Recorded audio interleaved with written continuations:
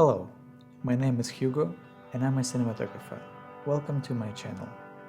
Today let's talk about Canon C200. This is the camera I love, this is the camera I own. I've had this camera for about a year. I've tested in any ways I could. This camera can shoot 4K in RAW up to 60 frames per second.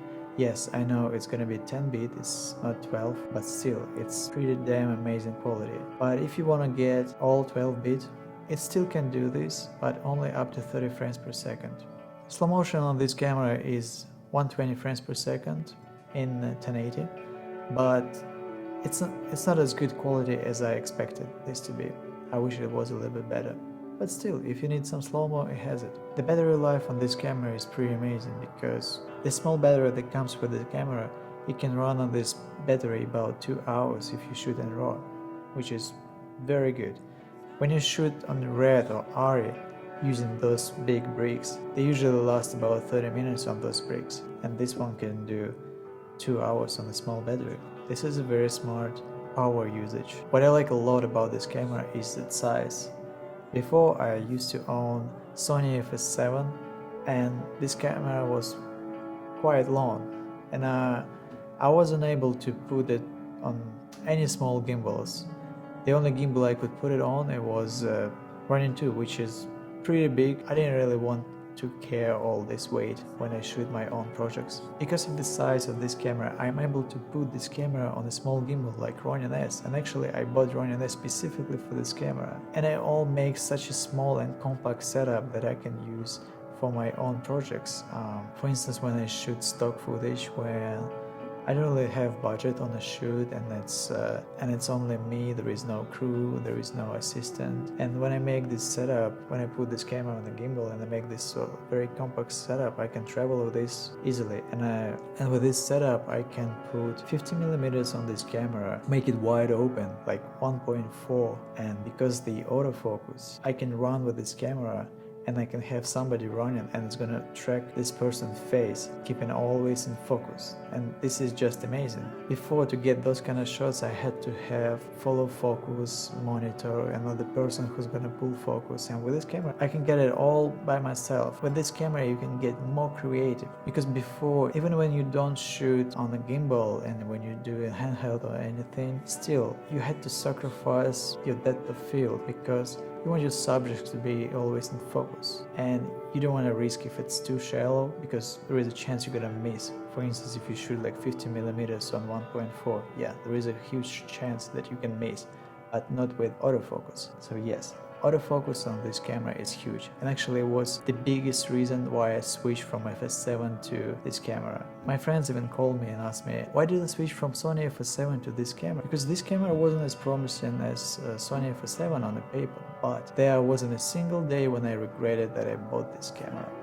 I truly love this camera. Of course, there are some cases when manual focus will be better than autofocus, because the autofocus isn't perfect. But if you get to know how it works, you can get actually pretty good at it. For instance, I shot a music video recently and we had an assistant, we had a follow focus, we had a monitor, we had a very decent setup. And after a few hours shooting this way, I decided to switch to autofocus lenses and rely on autofocus, because I just realized that with autofocus, I can be so much more precise and I can move on our production schedule a lot faster than I could with this one. Because with the focus pulling, I mean, I don't have anything against manual focus pulling, it's great.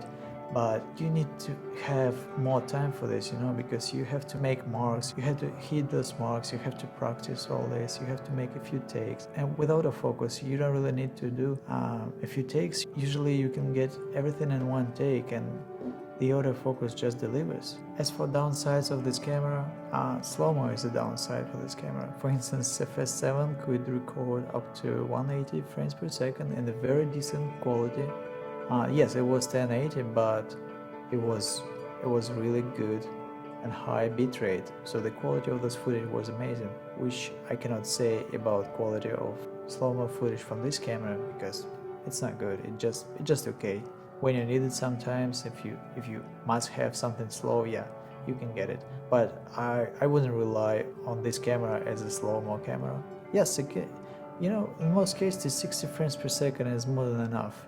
Usually music videos, commercials, and even movies, films, 60 frames is enough slow, because basically when you transform it to a 24 frames timeline, it slows down your footage almost 3 times, which is good enough. There is no ability to preview custom LUTs, because very often I like to create a custom LUT for a specific project and put it in, and I see how it's gonna look to adjust exposure for this LUT, and so you cannot do this in this camera, unfortunately. Of course, I wish that besides RAW, this camera was able to shoot some other codecs like ProRes or maybe MP4, but with a higher bit rate and at least 10 bit of color depth. Don't get me wrong, the MP4 on this camera, even its 8 bit, it still delivers a great image. For most cases is more than enough. I've had many projects like corporate shoots, interviews, where you actually didn't need to have this RAW. You would be just fine with shooting MP4, those 8 bits, you just set it up in the YDR mode and you get straight out of camera already pretty good looking images. But of course, for instance, when you shoot in MP4, it gives you only 12 stops of dynamic range. For instance, when you shoot in RAW, it gives you 15 stops of dynamic range, which is pretty amazing. And I just would like to have something in between, to get some codec that could be decent enough for most cases. But there is C500 that just came out and it has all requested. And probably the biggest downside of this camera is respect and recognition. There is not many people who actually know what kind of camera it is. Yes, everyone knows what is Canon, but everyone knows what is Canon in photography world, not in cinematography. And usually, very often, you get questioned on sets about what kind of camera is that, what can it do, how good is it. You don't get those questions when you shoot on Arri or Red. Clients usually want something have heard of, and this camera doesn't have it. So you have to convince your client, you have to prove that this camera is good enough for your projects, for your shoot, because it is great, but they just don't know it. As for the upside, of course it's the price, because for the 7K you can get a lot. I mean, it's pretty cheap for the quality of image you get out of this camera, and it records RAW in camera, you don't have to get any external recorders. So yeah, for the price it's pretty awesome. I also like the build quality, and it's very solid build, and I like the ease of use. I mean, it's so much easier than Sony, because Sony is famous by their complicated menus, and there is no complex in this camera at all. The buttons all laid out very well, the menu isn't complicated at all, you can get everything. I mean, if you shot on Canon cameras, it's pretty much the same menu, you can get it easy. For those who own a C200, there are some tricks that may come handy. For instance, almost all of us use Arri Alexa look as a reference. We always try to get the image look as much as possible as Arri. No wonder, because Arri has the best colors. Everyone loves Arri because of this very cinematic look. And from all cameras I actually used, and I use a lot of cameras in my experience, this camera gets very close to Arri Alexa look. This camera gets very close to Arri Alexa color science. There is a trick. If you use DaVinci Resolve, in DaVinci Resolve, when you go to color tab and you go upper right corner, there is like OpenFX, and you open FX and search for color space transform. So you apply this plugin, and there you can find input. You choose input on Canon Cine Gamma and output Arri Alexa, and it makes your image look even closer to Arri than it was before. It makes your image a little bit warmer. It makes yellows, red and blues to look exactly like it looks on Arri. I even did some tests and it looks pretty damn good.